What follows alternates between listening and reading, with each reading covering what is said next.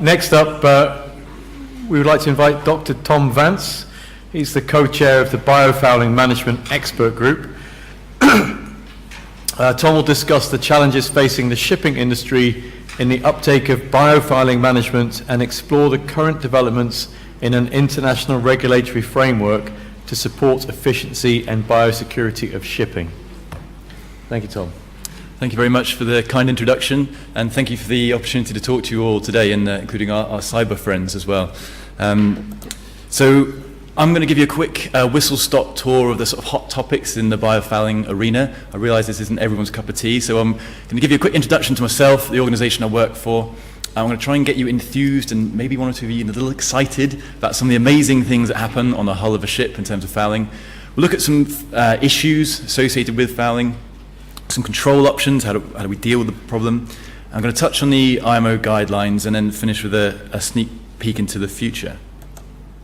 So I'm a marine biologist. I've been hanging around marinas and under the hulls of ships for about 13 years now. I'm the co-chair of the IMarEST Biofouling Management Expert Group with John Lewis, and I'm the Centre for Marine Biofouling and Corrosion at PML Applications. I was going to quickly explain what the day job is to give you a bit of context about the rest of the talk. So this is the commercial division of the Plymouth Marine Laboratory, and we're providers of independent biofouling and corrosion prevention R&D, and we work in a wide range of marine sectors. So this is not just a shipping issue, so oil and gas, aquaculture, as we'll talk about in a minute, renewable energy, as we've heard, and defence sectors are all implicated. And that's reflected in our wide range of customers that we work with. So we spend a lot of time looking at animals under controlled laboratory conditions, where we look at proof of concept, early stage antifouling technologies. We move through to a tidal marina, which is located just down the road from our laboratory. And that allows us to understand how those new technologies work under marine conditions, but in a safe and secure environment. So we run all sorts of weird test rigs and test coatings in an initial stage under some really aggressive fouling conditions. Then we move to the offshore test platforms, where we have offshore test buoys and a research vessel, which allow us to take those early stage concepts and see how they work in the real world. So that's the sort of, I'm a marine biologist, but I hope you see there's a sort of applied theme to the rest of the talk. So biofouling, what is it? It's the accumulation of unwanted marine growth on an artificial surface.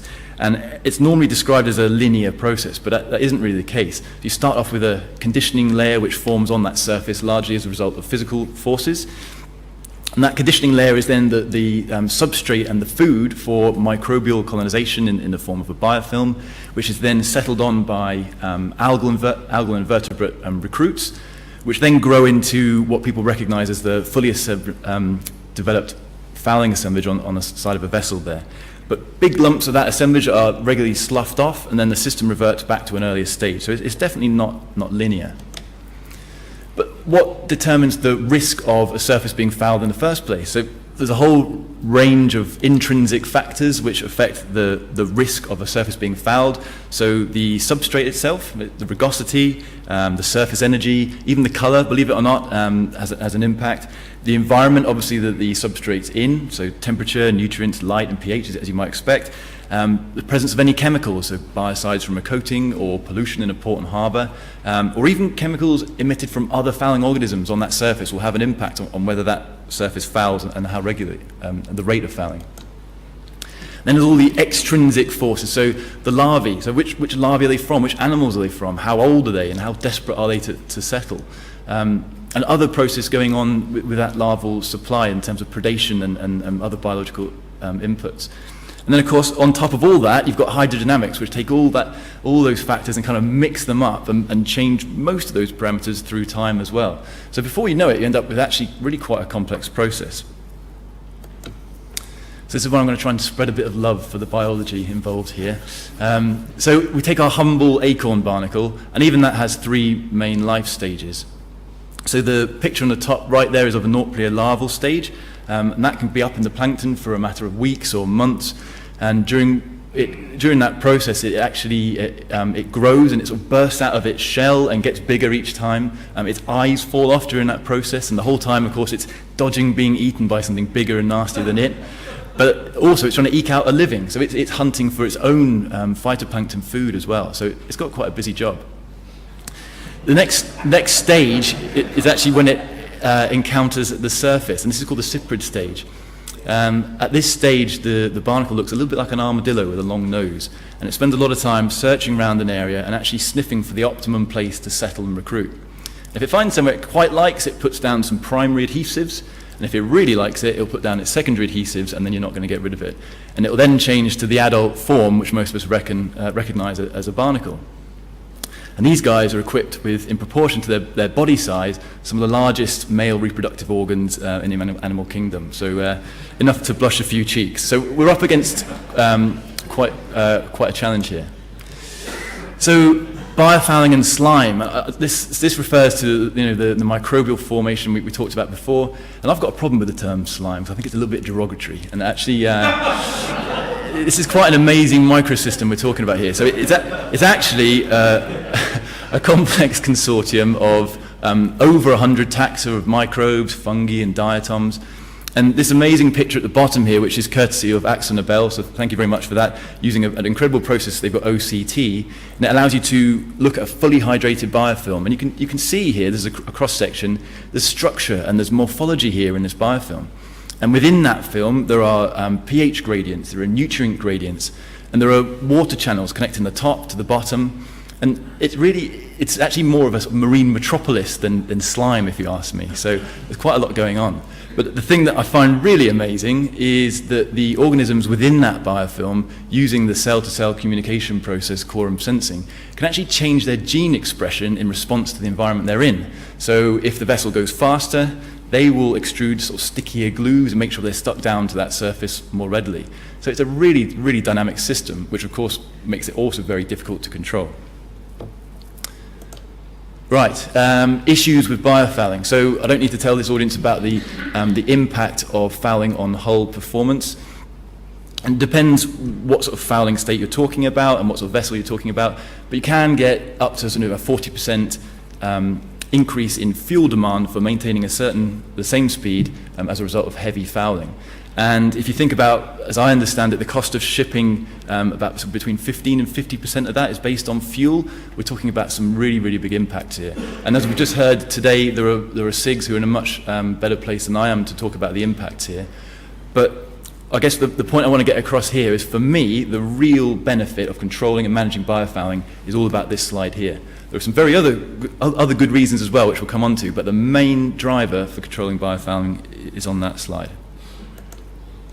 So some other issues, accelerated biocorrosion. So we talked about the pH gradients and the low oxygen conditions in biofilms, and of course they are very corrosive and can accelerate biocorrosion rapidly. It can just get in the way of a structure, so you can't see it and you can't perform your visual survey. And in industries like the superyacht industry, aesthetics are important as well, and a lot of money is spent on making the boats look nice as well and removing fouling. And then there's the biosecurity issue. So first of all, a bit of terminology. These two terms, non-native and invasive non-native, are often sort of interchanged, but they mean different things. So a non-native species is one that's been moved outside of its natural range as a result of human activity. That's fine. And then an invasive non-native has been moved out of its range, but there's been a measurable negative impact of that species being moved. So they are different terms. They mean different things. So here's an example of an invasive non-native species, and these pictures, I've actually got films. If anyone's interested, I can show you the films. It's much more impressive. But the pictures are courtesy of our friends in Biofouling Solutions. This is a picture of a carpet sea squirt, and it's growing here on a salmon farm, which is on a smaller scale to the ones that Ralph was showing us earlier. And in this case, the structural weight of this organism was such that the salmon farm broke, and the nets broke, and the salmon escaped. So in terms of impacts, we're talking about loss of the salmon, the stock to the farmer. We've got a mix of gene pools from the farm salmon and the wild salmon. We've got parasites coming with that as well. And then there's a really expensive cleanup procedure associated. So this is a really nasty situation to get into, all as a result of a sea squirt. But this is the situation we're in with certain examples of invasive non-natives. They're not all the same though, and it's different to ballast water. With ballast water, you're taking a whole environment in one go and you're moving it to a new place. With biofouling, a lot of the animals that are actually growing on that hull, they've already been stressed, and not all of them can actually deal with that stress. So it's a different sort of animal that we're talking about. And the impacts are not always so easy to see in terms of non-natives. They can be really short-term in nature. A lot of these animals have a very short boom and bust population dynamic. So you might get a really severe impact for a while, but that might not necessarily persist.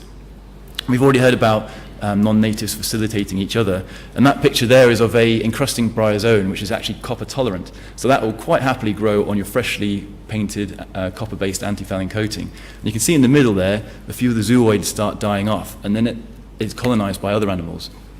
So it acts as a little oasis in a freshly antifouled hull that other animals can then transport themselves on. So the impacts from non-natives in relation to fouling organisms are not ubiquitous, and it's a slightly different deal. So this rather dubious looking picture here on the right hand side is actually a solitary tunicate, and it's called Styloclava, and where it grows in its current range, it does impact aquaculture facilities quite heavily. It does the same thing in terms of clogging nets and getting in the way. But down in Plymouth, in South Devon, where we've been looking at this, it competes for resources with other animals, for sure, but it is actually an ecosystem engineer, and it provides a substrate for other animals to grow on. So we've measured up to, or colleagues of mine have measured up to 24 different species growing on this organism. So as a marine biologist, if I was to throw a quadrat over this area of seabed, it's actually increased in biodiversity, increased in species richness. So what I'm just trying to get the point across is that all these impacts are not necessarily the same. So to sum up on the non-native bit and to move on, there is definitely a threat, and don't get me wrong, there is definitely a threat here we need to deal with. But we need to deal with it in proportion to the impact. And those impacts can be different with biofouling species than they can be with ballast water species. And only species-specific knowledge will allow us to identify the high-risk organisms, predict which ones are going to be high risk in the future, and optimize prevention techniques. But one of the best things we can do, and this is a common theme we've heard today many times, is actually just protect our general marine environmental health. These organisms, specifically the biofouling organisms, occupy empty ecological niches. So if there's been a pollution event or a climate change event, and we haven't got a healthy biodiverse system, and there are gaps in the ecological community, these animals will exploit them. But if it's biodiverse, everything's happy and healthy, they've got less chance of getting a foothold. And I'll come back onto that in a minute. So control measures. So naturally, if you think of biofouling, you think of antifouling coatings, and I could bore you all day long with a coatings talk, but I'm sure you don't want to hear it. Lots of different types of coatings. They all have very different biocidal components. And as I say, going back to the day job, we spend a lot of time testing and looking at these coating systems. And I think generally, most commercial systems, and there are some exceptions, if they're specified correctly and applied correctly, and maintained correctly, they're actually really good. So in terms of protecting the flat sheets, steel areas of vessels and hulls and other marine infrastructure, these coating systems are pretty good. But you can see where this is going. A lot of times they're not specified correctly, certainly not applied correctly or maintained correctly. And I've seen coatings which have very stringent humidity control requirements in terms of the application process being slapped on in the rain and sprayed in the rain. I've seen overspray from one vessel going into another and contaminating the other vessel's system. So it's not like we can't do this, we just maybe need to think a little bit more about how we use these products. I'm going to skip the recreational vessel bit. Moving on from coatings, there is a big industry-wide debate going on at the moment. The majority of the global fleet are still using biocidal coatings. As we said, they generally work quite well. But there is global pressure to reduce the number of different biocides and also the leach rates of those biocides from the coatings. And the conflict is around if you have areas of high vessel activity and you have biocides leaching from those coatings into those ports and harbours, there will be an environmental impact in those ports and harbours. But the upside is that your coatings are working and the vessels are efficient. So what's the best overall environmental win here? Do we regulate down the biocides in the coatings to protect our ports and harbours, or do we go for effective coatings and more efficient vessels? And it's one of the areas that in our SIG we're seeking to address. So other control measures, in-water hull cleaning. Traditionally, in-water hull cleaning consisted of a very brave diver, a big pneumatic brush, disappearing under a hull of a vessel in a big plume of paint debris and biological material. I've done on a small scale, I've done a bit of this, and I tell you, it's not easy. Luckily, there is hope with a new set of technologies coming online which provide really quite sophisticated methods of removing the fouling from the hull, but even more sophisticated ways of dealing with the effluent from that process. So we're looking at capture systems which remove the chemical and biological waste from the in-water hull cleaning process, and using technology which is actually quite akin to ballast water treatment, filter that effluent, in some cases down to 2 microns, and make it safe for discharge. So it's really quite an exciting technology development, but this is fairly new stuff and not widely used at the moment. So as you might expect with any new technology, there's a rush to kind of standardize and compare between these technologies. And the emblems at the bottom, the logos there, are just the groups that we're aware of who have some interest at the moment in terms of standardizing these new technologies and trying to allow some sort of comparison between them. So this is a very positive step, and there's collective benefit in doing this. But there is a danger that unless this is harmonized, we're going to end up with all sorts of different standards in different places and make it very difficult for people to actually choose the right system and use the right system. So in-water hull cleaning as a control measure, when do you use it? When do you actually roll this out? Well, the cost of mistiming your in-water hull clean is very high. If you clean too frequently, you can be in danger of damaging the coating longevity. If you clean too late, then of course the vessel is steaming around with a fouling penalty, and neither of those are great situations. So the industry is looking at real-time biofouling sensors, which describe the real-time fouling status of the hull to optimize that in-water hull cleaning scheduling. It can also be used to support support coating failure claims, identify hotspots as well, where we may have particular fouling challenges. So other control measures, we've heard a lot about big data and big data collection. And big data collection relating to surface ocean conditions can be overlaid with a historical coating performance database to give you a really powerful tool to allow you to, again, identify fouling hotspots, look at vessel-specific fouling risks, and then be used as a tool to actually select the appropriate coating for a particular vessel and the way it's operating. And there are several companies looking at this at the moment. So briefly, the IMO guidelines. There are lots of different countries implementing their own biofouling guidelines at the moment. The IMO guidelines are one of the few which are more global, and they're focusing on vessels over 24 meters in length. And there's some really good stuff here. They're looking at consideration of coating type and relating the coating type to the operational profile of the vessel, looking at inspections and cleaning, training staff. I guess the challenges in terms of uptake are these are only guidance at the moment. It does take a slightly retrospective approach, because it's all very well and good surveying your sea chest or your thruster tunnel, but if it's designed in such a way that it's very difficult to coat and the coatings don't work there very well, it's never really going to solve the problems in terms of biofouling management. So we need to look at the design of these niche areas if we're serious about biofouling management. And also the drivers as well. I mean, the funding for this, you can see it says on the cover, it's talking about the transfer of invasive aquatic species. We've seen some very good reasons why that's important. But if we can communicate the fuel saving and economic benefits to the industry, we might see more uptake. So a quick look at the future. Redesigning hulls. If we're serious about biofouling management, we need to look at redesigning hulls in niche areas, which I understand is not a trivial issue by any means. We need to make them easy to coat and easy to survey. We need to look at real-time fouling sensors, which is starting. It's something which is moving forward at the moment. Unmanned, continuous in-water hull cleaning, I think is the way the industry will go eventually. And if you can do that effectively, you can start to move away from biocide-free coatings. And there are some coatings out there at the moment which are biocide-free, but they do have their drawbacks in some situations. So we could potentially move away from biocides by optimizing in-water hull cleaning. And then using the data to support risk ratings and vessel-specific understanding of biofouling risk. So just to finish up, we need to start down the road of hull design and hull alterations now, because that is, as I said, not a trivial process. I think the precautionary approach in terms of dealing with non-natives is justified, but we need a really clear evidence base, specifically relating to biofouling non-natives. We need more information to understand which organisms are actually posing the risk. We need to then communicate the benefits of managing that fouling back to those who will be paying for it. I don't think that's done very well at the moment. We don't want to throw another hurdle at the shipping industry. We want to let them understand why they should be doing this and why it's of their benefit to do this. And of course, in order to enable that to happen, we need biologists to talk to engineers, and of course this is the perfect forum for that to happen. And we also need to be pushing towards common standards. There's no good having nation A with a high biofouling management standard and nation B with a lower standard and vessels transferring between the two. That's not going to work.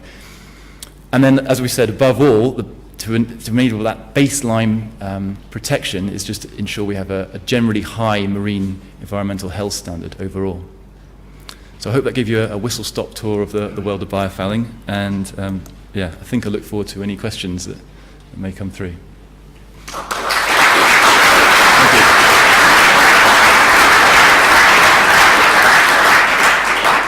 Tom, thank you very much indeed. Your love of barnacles shone through there quite early on, I think. What can I say? The concept of a marine metropolis as well was really an interesting way of looking at it. So thank you. Very good. We do have some questions, so I'll pass you over to Bev for some questions. The first comment is just to say thank you for making biofouling so interesting, which 11 people liked. You can pay me later for that one. Got there, yeah. So the first question is, which is worse, invasive species or poisoning the marine ecology by antifouling paints? Yeah, well, this is the big debate, I say, which is raging at the moment, and I find it's a difficult subject for me because I'm a biologist, but at the same time, the world needs to operate. It's a tricky one. I think ultimately we can get away from the problem, as we said, by moving away from biocides and more efficient in-water hull cleaning. But I think we need to look at the receiving environment. So if we're looking at a port and harbour, a lot of times we're talking about an artificial environment. It might have an artificial substrate on it, and a lot of times the fouling organisms there are very different, or the biology there is very different from a natural environment. So can you consider them sort of sacrificial because they're artificial anyway? Well, probably not, but I think what we need to do is understand what those ports and harbours provide us in terms of goods and services. Do fish use them as nursery grounds, and how much what's the larval supply from them? So I think we probably need to have a more pragmatic look at how we use those environments. But I think if you look at the emissions targets we have to meet with global shipping, I think we have to keep that fleet as efficient as possible. So the short answer is we need more information, which is what no one wants to hear. I think we've got time for one more. The next question is, do you believe offshore renewables, presumably offshore oil and gas, embrace and understand biofouling? No. So some of the work I first started at my current organisation was involved in a deployment of a tidal turbine up in Orkney, and a lot of learning in terms of biofouling and asset protection came from the oil and gas industry, and it doesn't transfer. You've got a really high energy environment and you can't use the same anti-fouling technology. So I think, well, there's definitely learning to be had. In terms of offshore renewables, it's a really, really different challenge. It's not that we can't achieve it, but it just needs a different mindset. So there's a balance between learning existing lessons and actually recognizing this is a new challenge, and we need a bit of baseline information to provide the best solutions to that industry. And final question? One final question is, are any species developing resistance to the biocides? Yes. So, well, classic example is that encrusting bryozoa I showed you, which grows down in Plymouth, and I've seen it on a vessel which has had its on a recreational vessel with a new anti-fouling coating, goes in the water, and then you can see these little red dots, and people think, oh, it's rust or something like that. It's not rust, it's just this bryozoan which is just oblivious to the fact that there's copper there. So yes, some species are resistant to biocides, which goes back to the whole, we need to understand more about the specifics of these organisms if we're going to control them. Okay, super. Tom, thank you very much indeed again. Thank you.